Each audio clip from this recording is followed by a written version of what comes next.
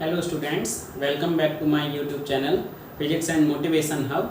आज हम लोग फिजिक्स में नेक्स्ट टॉपिक डिस्कस करेंगे और जिसका नाम है कॉन्टिन्यूस चार्ज डिस्ट्रीब्यूशन, जिसमें हम लोग चार्ज डेंसिटी वगैरह के बारे में देखेंगे कि क्या होता है।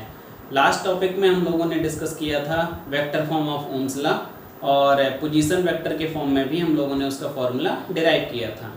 आते हैं फिर सीधे टॉपिक पर अपने। continuous charge distribution, continuous charge distribution, continuous charge distribution। मेरी एक रिक्वेस्ट है आप सब लोगों से जो इस साल 12th का एग्जाम देंगे, मीन्स जिनका अभी पेपर डिले नहीं हुआ है, जो इस साल 12th में आए हैं 11th को क्रॉस करके, उनसे मेरी एक रिक्वेस्ट है कि वो कहीं से भी पढ़ें, किसी भी यूट्यूब चैनल से पढ़ें, लेकिन प्लीज़ पढ़ें ज़रूर, क्योंकि 11th में वैसे भी आप लोगों ने बहुत ज़्यादा सर्वाइव किया है। ये कोविड-19 कोरोना की वजह से शुरुआत में लॉकडाउन काफ़ी देर तक रहा, काफ़ी दिनों तक चलता रहा, स्कूल्स ओपन नहीं हुए, ऑनलाइन क्लासेस चलती रहीं। ऑनलाइन क्लासेस में भी कई बच्चे रेगुलर नहीं रहे, कई बच्चे रेगुलर रहे लेकिन क्लास में प्रॉब्लम हुई, ज़्यादा समझ में नहीं आया, कोर्स डिले हो गया। तो ये मेरी रिक्वेस्ट है कि आप क्लास 12th में थोड़ा सा सीरियस रहें और कंटिन्यू लेक्चर्स को ज़रूर देखा करें। डायरेक्ट कोई भी लेक्चर मत देखें, शुरुआत से स्टार्टिंग करें, t=0 से स्टार्टिंग करें। ये टाइम बहुत ही ज़्यादा प्राइसलेस है। अगर ये टाइम भी अगर आपने वेस्ट कर दिया तो मान के चलिए 11th ऑलरेडी आपका स्पॉइल हो चुका है, क्लास 12th भी आपका स्पॉइल हो जाएगा। तो ट्राई करिए, कहीं से भी पढ़िए, ज़रूरी नहीं है आप मेरे यूट्यूब चैनल से पढ़ें। अगर मेरे से समझ में आ रहा है तो बेहतर है, कहीं और से समझ में आ रहा है तो वहाँ से पढ़िए, लेकिन पढ़िए ज़रूर, ठीक है। खैर, वापस आते हैं कॉन्टिन्यूस चार्ज डिस्ट्रीब्यूशन में। कॉन्टिन्यूस चार्ज डिस्ट्रीब्यूशन का मीनिंग क्या होता है? देखिए, चार्ज पार्टिकल्स का जो साइज होता है वो बहुत ही ज़्यादा छोटा है। इलेक्ट्रॉन, प्रोटॉन, न्यूट्रॉन, इन सब का जो साइज है वो क्या है? बहुत छोटा है। एटम का ही साइज क्या होता है? बहुत छोटा होता है। तो किसी बॉडी के अंदर नंबर ऑफ चार्ज पार्टिकल्स होते हैं, लेकिन हर एक चार्ज पार्टिकल को काउंट करना बहुत ही ज़्यादा मुश्किल है।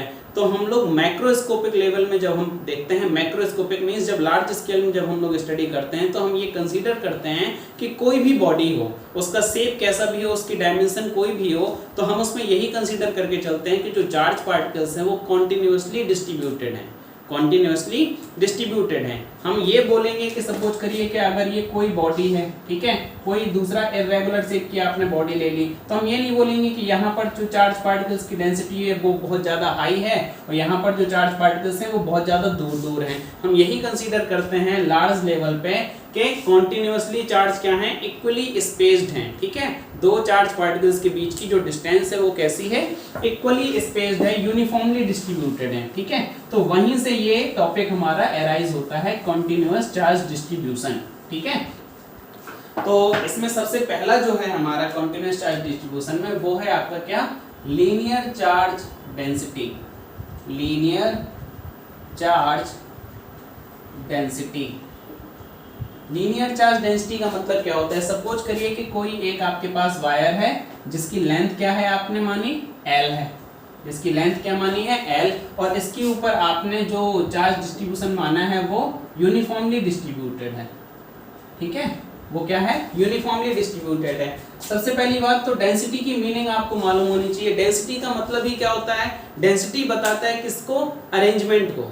डेंसिटी वर्ड जो है वो किसको बताता है? अरेंजमेंट को, कि किसी भी चीज का अरेंजमेंट कम है, ज्यादा है, किस तरीके से है, किसके रिस्पेक्ट में कैसा है, लेंथ के अकॉर्डिंग कैसा है, एरिया के अकॉर्डिंग कैसा है। तो वो जो हमारा टर्म होता है वो डेंसिटी डिफाइन करता है। तो अगर लीनियर चार्ज डेंसिटी हम कंसीडर कर रहे हैं, तो सपोज किया कि हमारा कोई एक वायर था हमारा क्या? AB, जिसकी लेंथ हमने क्या मानी थी? E, जिसकी लेंथ हमने मानी थी क्या? L, और हमने सपोज किया कि जो सारे चार्ज पार्टिकल्स हैं उनका नेट चार्ज कितना है? टोटल Q है। तो लीनियर चार्ज डेंसिटी को हम लोग डिफाइन करते हैं लैम्डा से। उसका सिंबल क्या है? लैम्डा, ठीक है। तो लैम्डा का जो फॉर्मूला होता है वो क्या होता है? Q/L, means charge distributed over the length per unit length, charge distributed per unit length of any wire, ठीक है, of any wire of conductor, उसी को हम लोग क्या बोलते हैं? लैम्डा। यूनिट देखते हैं, क्यू की यूनिट क्या होगी? कूलाम, लेंथ की यूनिट क्या होगी? मीटर। तो इसकी जो यूनिट होती है वो क्या हो जाती है? कूलाम पर मीटर, ठीक है, कूलाम पर मीटर। अब सपोज करिए कि आपने इसका एक छोटा सा हिस्सा ले लिया, आपने इसका एक छोटा सा हिस्सा ले लिया, ए बी का छोटा सा हिस्सा ले लिया, ठीक है। तो ये इसका इस पर आपने मान लिया चार्ज कितना है, डी क्यू है, और इसकी लेंथ आपने मान ली क्या, छोटी सी डीएल लेंथ का आपने एक स्मॉल एलिमेंट ले लिया, ठीक है। तो यूनिफॉर्म लीनियर चार्ज डेंसिटी जो होगी वो कभी भी फ्लक्चुएट नहीं होती है, ठीक है। ये जो लीनियर चार्ज डेंसिटी है, अभी दूसरा आएगा surface charge density, volume charge density.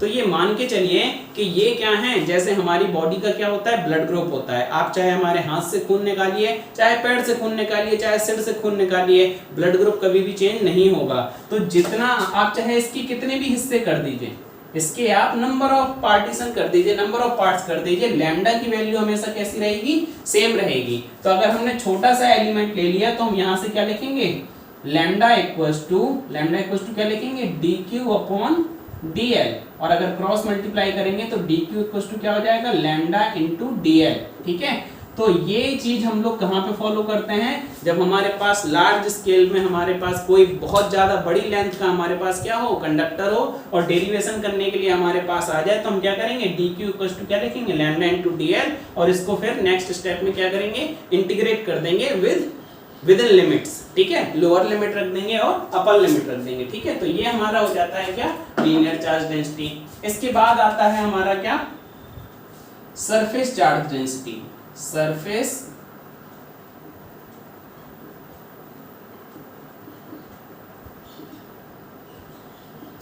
Charge density. Similarly यहाँ पर हमने लेंथ माना था, अब यहाँ पर कोई भी एक बॉडी मान लीजिए जिसका सरफेस एरिया क्या है, ये सरफेस एरिया, ठीक है, ऊपर वाला, इंटीरियर वाला पार्ट्स नहीं, एक्सटीरियर वाला पार्ट जो हमें सरफेस दिख रही होगी, उस पर हमने मान लिया कि कोई क्यू चार्ज यूनिफॉर्मली डिस्ट्रीब्यूटेड है, और उसका सरफेस एरिया मान लीजिए क्या है, एरिया क्या मान लिया आपने, ए। तो इसको हम लोग डिनोट करते हैं, किससे, सिग्मा से। इसको क्या बोलते हैं, सिग्मा, ठीक है। सिग्मा इक्वल्स टू फॉर्मूला होता है क्यू अपॉन एरिया, ठीक है। यूनिट क्या हो जाएगी, क्यू की यूनिट कूलाम और एरिया की यूनिट मीटर स्क्वायर, तो ये यूनिट क्या हो गई, कूलाम पर मीटर स्क्वायर, ठीक है। सिमिलरली अगर इसका छोटा सा कोई भी एक हिस्सा ले लिया जिस पर चार्ज कितना मान लिया, इसकी सरफेस का छोटा सा आपने एक हिस्सा ले लिया जिस पर चार्ज हमने क्या मान लिया, डी क्यू। तो सिमिलरली यहाँ से डी क्यू इक्वल्स टू हम लोग क्या लिख देंगे, सिग्मा इंटू डी ए। इसका जो एरिया माना छोटे से हिस्से का वो क्या मान लिया, डी ए। तो डी क्यू इक्वल्स टू क्या करेंगे, सिग्मा इंटू डी ए हम फर्दर लिख देंगे, ठीक है। तो ये हमारी हो गई क्या, सरफेस चार्ज डेंसिटी, ठीक है। चलिए इसके बाद हम लोगों का जो थर्ड होता है वो क्या होता है, थर्ड जो हम लोगों का होता है वो होता है वॉल्यूम चार्ज डेंसिटी, ठीक है। वॉल्यूम में अब हम लोग क्या कंसीडर करेंगे, दो फॉर्मूले से आपको यहाँ से एक अंदाजा हो गया कि अब हम क्या बात करेंगे, वॉल्यूम की बात करेंगे, ठीक है। फर्स्ट में लेंथ था अपॉन में, सेकंड में अपॉन में एरिया आ गया, तो थर्ड में अपॉन में क्या आ जाएगा, वॉल्यूम आ जाएगा। थर्ड में अपॉन में क्या आ जाएगा, वॉल्यूम आ जाएगा, ठीक है। चलिए देखते हैं वॉल्यूम चार्ज डेंसिटी। कोई एक बॉडी मान ली जिसका वॉल्यूम कितना है, v है, इसका वॉल्यूम क्या है, v है, और इस पर पूरे क्या हैं, चार्ज हमारे कॉन्टिन्यूसली डिस्ट्रीब्यूटेड है। तो वॉल्यूम चार्ज डेंसिटी को डिनोट करते हैं किससे, रो से, RHO, ठीक है, रो से। रो इक्वल्स टू फॉर्मूला क्या हो जाएगा, Q अपॉन वॉल्यूम, Q की यूनिट कूलाम, वॉल्यूम की यूनिट मीटर क्यूब। तो यूनिट क्या बन गई, कूलाम पर मीटर क्यूब। छोटा सा हिस्सा ले लिया जिस पर हमारा चार्ज कितना हो जाएगा, dq, और इसका वॉल्यूम कितना हो गया, dv। तो हम सिमिलरली यहाँ पर भी क्या लिख देंगे, dq equals to rho into dv। चाहे बड़ा पार्ट देख लीजिए चाहे छोटा पार्ट देख लीजिए, रो की वैल्यू कभी भी चेंज नहीं होगी। तो ये हमारा हो गया वॉल्यूम चार्ज डेंसिटी, ठीक है। चलिए इसके आगे का जो टॉपिक है वो बहुत ही ज्यादा इंपॉर्टेंट है, तो थोड़ा सा ध्यान से देखेंगे। नेक्स्ट टॉपिक है आपका इलेक्ट्रिक फील्ड।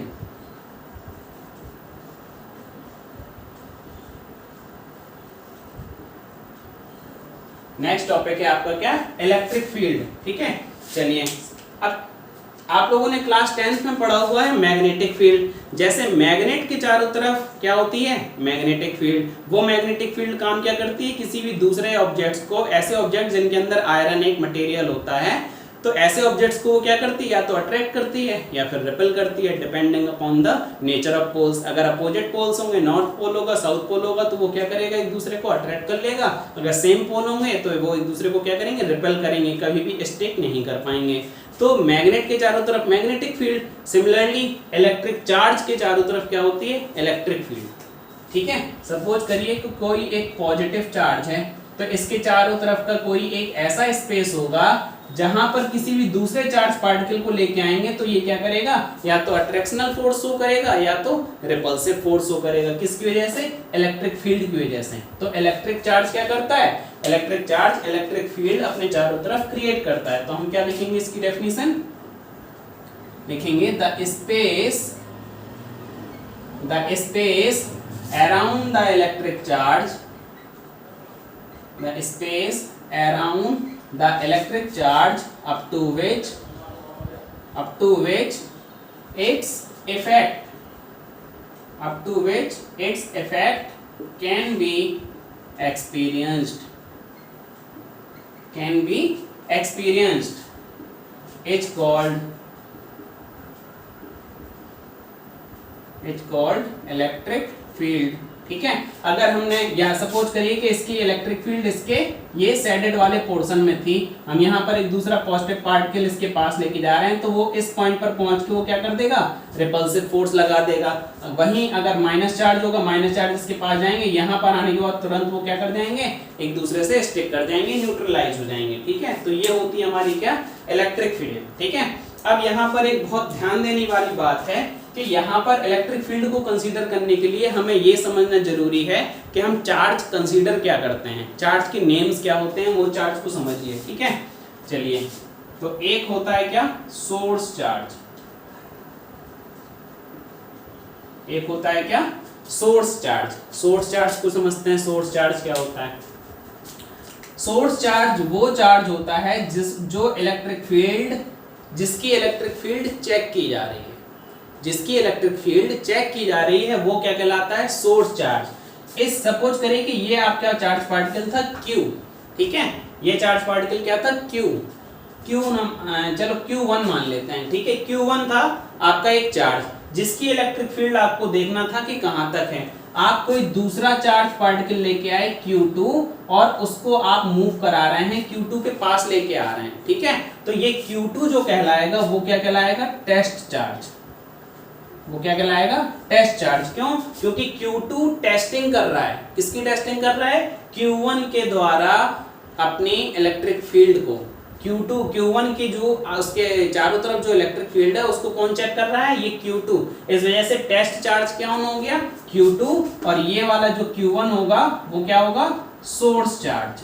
ठीक है, सोर्स वर्ड से ही पता चल रहा है, सोर्स का मतलब क्या हुआ कि अपनी इलेक्ट्रिक फील्ड को जनरेट कर रहा होगा, और किसी दूसरी चीज से अगर उसकी हम टेस्टिंग करेंगे तो वही दूसरा चार्ज पार्टिकल जो होगा उसको हम क्या बोलेंगे, टेस्ट चार्ज बोलेंगे। ठीक है, तो ये हमारे क्या हो गए, सोर्स चार्ज और टेस्ट चार्ज। ठीक है, चलिए अब हम देखते हैं कि इलेक्ट्रिक फील्ड पॉइंट चार्ज की वजह से क्या होती है, electric field due two point charge. ठीक है, चलिए पॉइंट चार्ज तो समझते होंगे। पॉइंट चार्ज क्या होते हैं, ऐसे चार्ज पार्टिकल जो किसी भी सिंगल पॉइंट पर क्या होते हैं, स्टेशनरी कंडीशंस पर रखे होते हैं। ठीक है, तो हम लोग बात कर रहे थे किसकी, electric field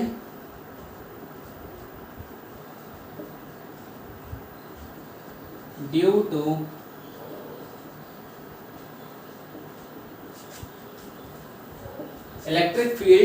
two point charge. ठीक है, अच्छा, तो सपोज किया कि ये एक कोई चार्ज पार्टिकल था Q। ठीक है, ये क्या था आपका, सोर्स चार्ज, मीन्स हमें इसकी इलेक्ट्रिक फील्ड को देखना है। ठीक है, ये मान लिया हमने पॉइंट चार्ज जो कि क्या है, सोर्स चार्ज। ये दूर कहीं पर एक आपका रखा हुआ है क्या, टेस्ट चार्ज। ठीक है, और जनरली टेस्ट चार्ज को हम लोग किससे डिनोट करते हैं, Q0 से। किससे डिनोट करते हैं, Q0 से। ठीक है, अच्छा, ये कैपिटल Q और Q0 के जो बीच की डिस्टेंस है वो कितनी है, R है।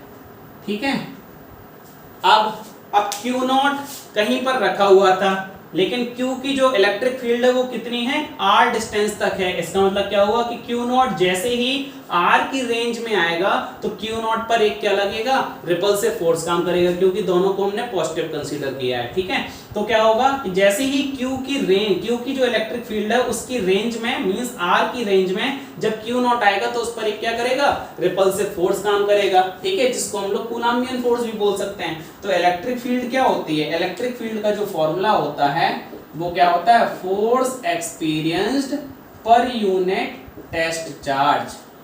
Force experienced per unit test charge के द्वारा किया गया एक्सपीरियंस्ड फोर्स। ठीक है, तो फोर्स का फॉर्मूला, इन दोनों के बीच में जो फोर्स लगेगा वो हम क्या लिखेंगे, F equal to 1/4 pi epsilon naught Q into Q naught, और अपॉन में क्या होगा, R square, Q1 Q2 upon R square होता है। तो ये क्या हो गया, फोर्स। अब यही फोर्स की वैल्यू हम इस वाले फॉर्मूले में रख देते हैं, तो इलेक्ट्रिक फील्ड हमारा क्या हो जाएगा, इलेक्ट्रिक फील्ड इक्वल्स टू हो जाएगा E इक्वल्स टू F की वैल्यू मतलब 1/4 pi epsilon naught Q into Q not upon R square, और अपॉन में क्या है, Q नॉट। तो Q नॉट ये लिख दिया, Q नॉट से Q नॉट कैंसिल होगा, इलेक्ट्रिक फील्ड का फॉर्मूला क्या आ गया, 1/4 pi epsilon not capital Q upon R square. Means capital Q जिसकी इलेक्ट्रिक फील्ड हमें निकालनी है, बस फोर्स के फॉर्मूले से सिंपल एक ही डिफरेंस है, क्या, जो आपका सेकंड चार्ज है उसको क्या कर दीजिए, नेग्लेक्ट कर दीजिए। इलेक्ट्रिक फील्ड भी आपकी एक वेक्टर क्वांटिटी है, तो यहाँ पर वेक्टर क्वांटिटी के लिए हमें डायरेक्शन कंसीडर करनी पड़ेगी। वो डायरेक्शन के लिए हमारे पास एक रूल है। ठीक है, वैसे भी डिनोट करते हैं, यूनिट वेक्टर से भी आप इसको लिख सकते हैं, बाकी आप इसको थ्योरेटिकल फॉर्म में भी लिख सकते हैं। ठीक है, तो हम लोग कुछ पहले इलेक्ट्रिक फील्ड लाइंस की प्रॉपर्टी पढ़ लेते हैं। ठीक है, एक चीज और याद रखेंगे, इलेक्ट्रिक फील्ड जो होती है पॉजिटिव चार्ज की वजह से। ठीक है, इलेक्ट्रिक फील्ड अगर कोई पॉजिटिव चार्ज है तो इलेक्ट्रिक फील्ड हमेशा उससे क्या होती है, बाहर की तरफ जाती हैं। Electric field due to positive charge always acts outwards in direction. ठीक है, electric field due to positive charge क्या होगी, हमेशा इलेक्ट्रिक फील्ड की डायरेक्शन पॉजिटिव चार्ज से बाहर की तरफ, व्हाइल नेगेटिव चार्ज की तरफ होती हैं। ठीक है, electric field due to negative charge is always acts towards it. ठीक है, इलेक्ट्रिक फील्ड नेगेटिव चार्ज की वजह से हमेशा उसकी तरफ काम करेगी। ठीक है, चलिए अब हम क्या करते हैं, प्रॉपर्टीज पढ़ते हैं, किसकी, इलेक्ट्रिक फील्ड लाइंस की।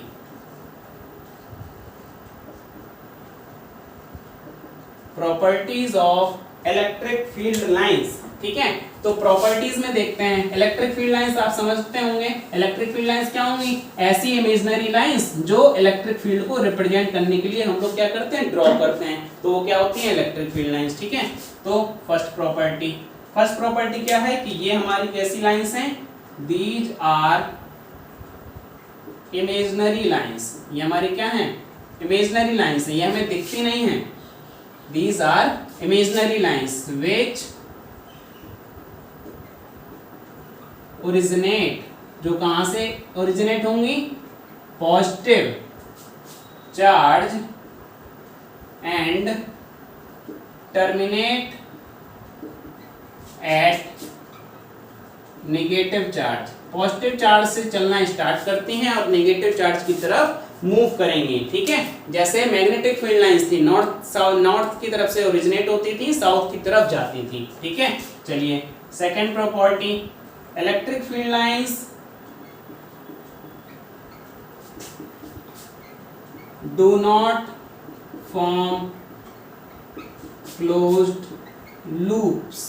ठीक है, इलेक्ट्रिक फील्ड लाइंस जो है वो क्लोज्ड लूप नहीं बनाती हैं। अब यहाँ पर कंफ्यूजन होगा और ये कई बार पूछा भी गया है कि electric field lines closed loop नहीं बनाती, रीजन बताइए। ठीक है, while the magnetic field lines always form closed curves. ठीक है, तो रीजन समझिए, फर्स्ट में क्या है कि ओरिजिनेट होती है पॉजिटिव से, टर्मिनेट होती है नेगेटिव की तरफ। तो ये एक स्पेशल केस हो गया ना कि हम ऐसे सिस्टम की बात कर रहे हैं जहां पर पॉजिटिव चार्ज और नेगेटिव चार्ज दोनों मौजूद हैं, लेकिन हमारे पास ऐसी भी बॉडीज हैं हम लोगों के यूज में जहां पर सिंगल चार्ज उनके पास है। मींस कोई एक सपोज करिए ऐसी बॉडी है जिसके पास खाली पॉजिटिव चार्ज है, नेगेटिव चार्ज उसके पास है ही नहीं। अगर नेगेटिव चार्ज नहीं है तो क्या होगा, इलेक्ट्रिक फील्ड लाइंस क्या होंगी, परपेंडिकुलर डायरेक्शन में बाहर की तरफ चली जाएंगी। तो क्लोज्ड लूप कैसे बनाएंगे फिर, ठीक है। तो इसका आंसर क्या हो जाएगा, electric field lines do not form closed loop because positive और negative charge can exist individually, ठीक है। पॉजिटिव चार्ज और नेगेटिव चार्ज इंडिविजुअली एग्जिस्ट कर सकते हैं, ठीक है। लेकिन मैग्नेटिक फील्ड लाइंस हमेशा क्लोज्ड लूप बनाती हैं, क्यों, क्योंकि मैग्नेटिक फील्ड लाइंस तब बनती हैं जब नॉर्थ पोल और साउथ पोल दोनों हो। हमारे पास ऐसा दुनिया में कोई भी मैग्नेट नहीं है जिसके पास सिंगल पोल हो, नॉर्थ पोल बस हो या फिर खाली साउथ पोल हो। आप छोटे से छोटा मैग्नेट भी देखेंगे तो उसके पास भी क्या होंगे, दो पोल्स होते ही होते हैं, ठीक है। इस वजह से वहां पर क्लोज्ड लूप बनता है, ठीक है। ये क्यों नहीं बनते, क्योंकि पॉजिटिव चार्ज और नेगेटिव चार्ज इंडिविजुअली अलग अलग भी एग्जिस्ट कर सकते हैं, ठीक है। थर्ड, इलेक्ट्रिक फील्ड लाइंस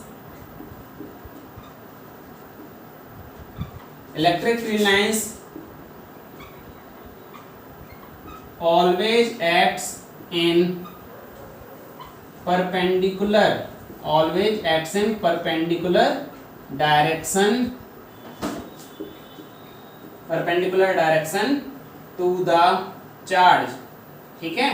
जो अभी हमने पॉजिटिव और नेगेटिव चार्ज बनाए थे तो हमेशा कैसे जाता है, अगर ये पॉजिटिव चार्ज है तो हमेशा इसके क्या होंगे, electric field lines perpendicular direction में, ठीक है। मींस ये एंगल 90, ये 90, ये 90, ये 90, सारे एंगल्स कैसे होंगे, 90। सिमिलरली नेगेटिव की तरफ भी होगा, अगर नेगेटिव है तो सिमिलरली ये भी 90, ठीक है, ये भी 90, ये है तो ये भी 90। तो इलेक्ट्रिक फील्ड लाइंस हमेशा कैसे होती हैं, परपेंडिकुलर होती हैं, किससे, चार्ज पार्टिकल से, ठीक है, चार्ज पार्टिकल से हमेशा परपेंडिकुलर होंगी। फोर्थ प्रॉपर्टी, ठीक है, अगर सपोज करिए कि कोई एक ऐसा सिस्टम है जहां पर पॉजिटिव चार्ज और नेगेटिव चार्ज दोनों मौजूद हैं, ठीक है, तो इलेक्ट्रिक फील्ड लाइंस क्या होंगी, चलेंगी, पहले परपेंडिकुलर डायरेक्शन में निकलेंगी और धीरे से अपने कर्व को क्या करेंगी, मोड़ेंगी, ठीक है, इस तरीके से। तो इलेक्ट्रिक फील्ड लाइंस क्या है, अगर हमें किसी भी एक पार्टिकुलर पॉइंट पर हमें क्या फाइंड करना है, इलेक्ट्रिक फील्ड लाइंस की डायरेक्शन, तो क्या करें, टेंजेंट ड्रॉ कर दें, उस पॉइंट पर क्या करें, टेंजेंट ड्रॉ कर दें। तो फोर्थ प्रॉपर्टी क्या है, the direction of electric field at A point can be find by drawing tangent at that point, उस पॉइंट पर क्या करें, टेंजेंट को हम लोग ड्रॉ कर दें तो हमें उस पार्टिकुलर पॉइंट पर इलेक्ट्रिक फील्ड लाइंस की डायरेक्शन मिल जाएगी, ठीक है। चलिए नेक्स्ट प्रॉपर्टी देखते हैं। नेक्स्ट प्रॉपर्टी क्या होती है, नेक्स्ट प्रॉपर्टी है कि दो इलेक्ट्रिक फील्ड लाइंस कभी भी एक दूसरे को क्रॉस नहीं करेंगी, ठीक है। एक सिस्टम की दो इलेक्ट्रिक फील्ड लाइंस कभी भी एक दूसरे को क्या करेंगी, क्रॉस नहीं करेंगी। नंबर 5, ठीक है, electric field lines do not cross each other. ये क्वेश्चन आप लोगों ने मैग्नेटिक फील्ड लाइंस के केस में भी पढ़ा होगा, ठीक है। अब क्या करेंगे, इसका रिवर्स केस कंसीडर किया, ठीक है। सपोज करिए कि ये दो इलेक्ट्रिक फील्ड लाइंस एक दूसरे को क्या कर रही हैं, क्रॉस कर रही हैं। ये नंबर 1 मान लीजिए, ये नंबर 2 मान लीजिए, ठीक है, ये एक दूसरे को क्रॉस कर रही हैं। तो हमने बोला कि जो ये पॉइंट ऑफ इंटरसेक्शन है इस पर डायरेक्शन बताइए। तो 2 वाले की वजह से जो टेंजेंट होगी वो इस तरफ जाएगी और 1 वाले की वजह से जो टेंजेंट होगी वो ऊपर की तरफ जाएगी। मींस सिंगल पॉइंट पर आपको दो डायरेक्शन मिल गई, सिंगल पॉइंट पर इलेक्ट्रिक फील्ड लाइंस की दो डायरेक्शन मिल गई। और दुनिया में ऐसी कोई चीज नहीं है जो सिंगल पॉइंट से दो जगह एक साथ मूव कर सके। दुनिया में ऐसी कोई भी चीज ऐसी नहीं है जो सिंगल पॉइंट से दो डायरेक्शन में एक साथ मूव कर सके और उसका पार्ट्स भी नहीं हो, ठीक है। दो पार्ट्स हो जाएंगे अगर एक जगह से दो जगह मूव करना चाहेगा तो, ठीक है। तो क्या करेंगे, electric field lines do not cross each other because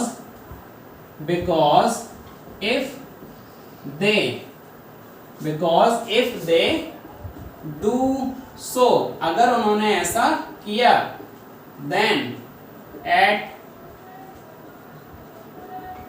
point of intersection, two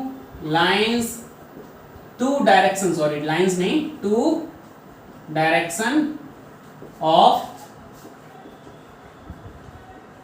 2 direction of electric field line will occur which is not possible, जो कि एक इम्पॉसिबल केस हो जाएगा। ठीक है, एक ही पॉइंट से 2 डायरेक्शन का मिलना वो क्या हो जाएगा, एक इम्पॉसिबल केस हो जाएगा। ठीक है, चलिए अब इसके बाद देखते हैं इसकी खास प्रॉपर्टी और लास्ट प्रॉपर्टी। बहुत ही इंपॉर्टेंट प्रॉपर्टी है जो कि आपको चैप्टर नंबर 2 में काफी यूज होगी। ठीक है, और बड़ा कंफ्यूज भी करेगी।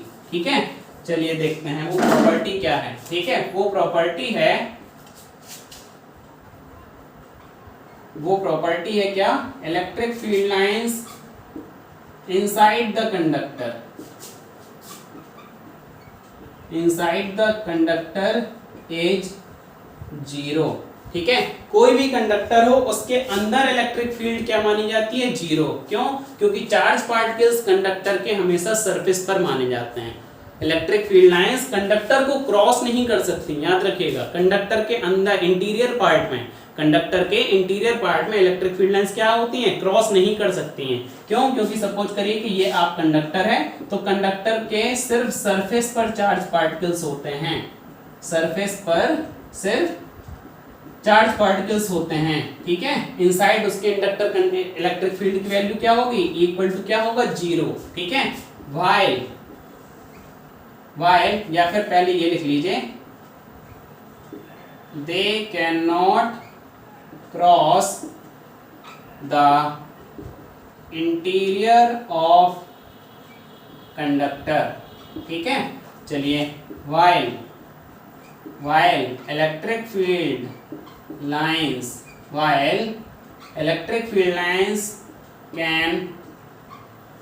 can cross, all the electric field lines can cross dielectrics। ठीक है, डाइलेक्ट्रिक जो मटेरियल होते हैं, डाइलेक्ट्रिक जो मीडियम होते हैं, उनको इलेक्ट्रिक फील्ड लाइंस क्या कर सकती हैं, क्रॉस कर सकती हैं। डाइलेक्ट्रिक्स क्या होते हैं, सिंपली आप ये समझ लीजिए कि डाइलेक्ट्रिक्स ऐसे मीडियम होते हैं जो कि इंसुलेटिंग नेचर को शो